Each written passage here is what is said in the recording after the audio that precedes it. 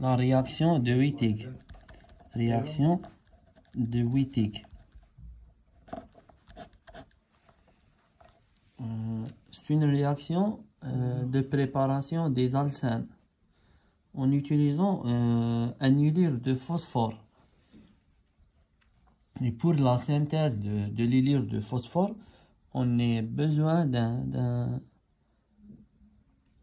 dérivé halogéné et un triphénylphosphine, le composé triphénylphosphine, pour la synthèse de l'élire de phosphore, du phosphore, avec un mécanisme de SN2, donc d'une réaction de substitution nucléophile d'ordre 2.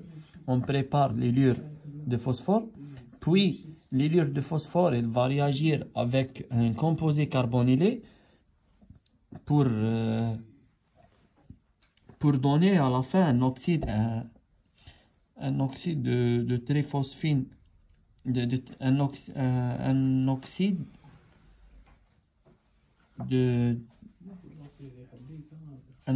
de triphénylphosphine. Je vais voir comment il s'appelle. Un oxyde de... J'ai oublié le nom. C'est un oxyde PO, oxyde de... ou bien le triphényl.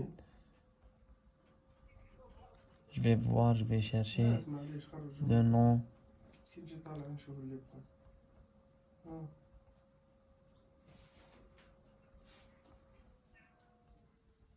Un oxyde de triphénylphosphine, oui.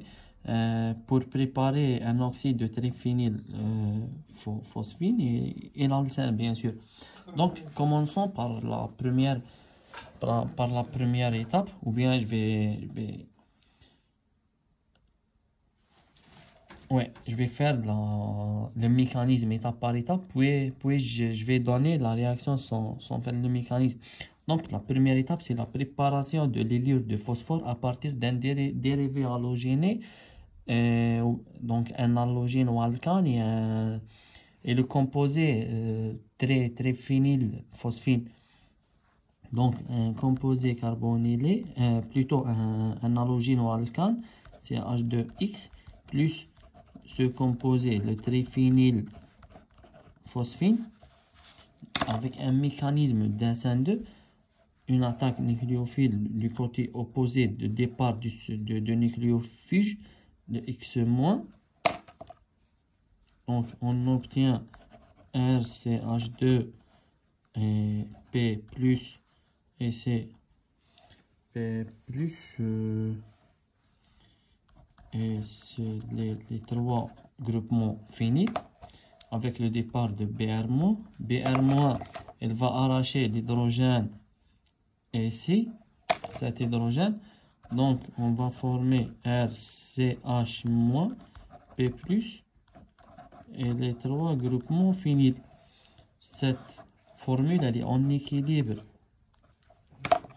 avec une autre formule à cause de cette conjugaison, parce que le phosphore possède une lacune vide qui possède un effet attracteur. Et le DNL du carbone va descendre pour former une double liaison ici. C'est entre le carbone et le phosphore. Donc voici les trois groupements finis avec le H et R. Et on a notre élure de phosphore qui est en équilibre avec qu'il possède de forme limite. Puis l'élure de phosphore elle va réagir avec un composé carbonylé. Donc c'est R', R2'.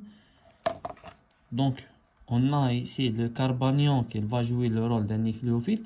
Donc on a une attaque, une addition nucléophile sur le site électrophile de mon composé carbonylé delta+. Cette liaison elle vient ici et on va former un cycle à 4 et le DNL en moins, ici c'est un en moins, il va attaquer le phosphore qui est chargé positivement. Donc on va former ce composé CO, l'oxygène avec le phosphore et la 3 groupement phényl, et son carbone avec hydrogène et R, et on forme cette liaison ici. Et voici mon composé carbonylé avec R et H. Donc on forme l'intermédiaire suivant. C'est un bétane, je pense que c'est ça son nom. Maintenant, on a l'ouverture, ou bien l'ouverture du cycle, bien sûr. Donc, la liaison entre l'oxygène et mon repère, c'est que je vais former un alcène, celui-là, voici mon alcène. Mais le sens de la rupture ou bien de la formation des liaisons, c'est du phosphore au carbone et du carbone à l'oxygène, comme ça. Du phosphore au carbone et du carbone à l'oxygène. Donc, on aura l'alcène suivant, H, R, RH, plus le composé,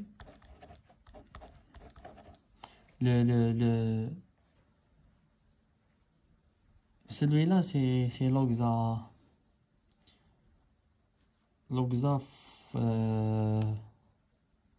phosphétane, c'est l'oxaphosphétane. Et ce composé, c'est un alcène, et ce produit, c'est le triphényl, le triphényl,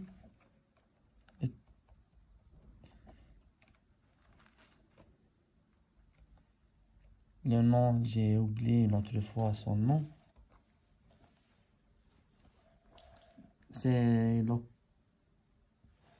On obtient ces deux composés, c'est un oxyde de triphénylphosphine. Oui, c'est l'oxyde de triphénylphosphine. Donc voici la réaction de Wittig.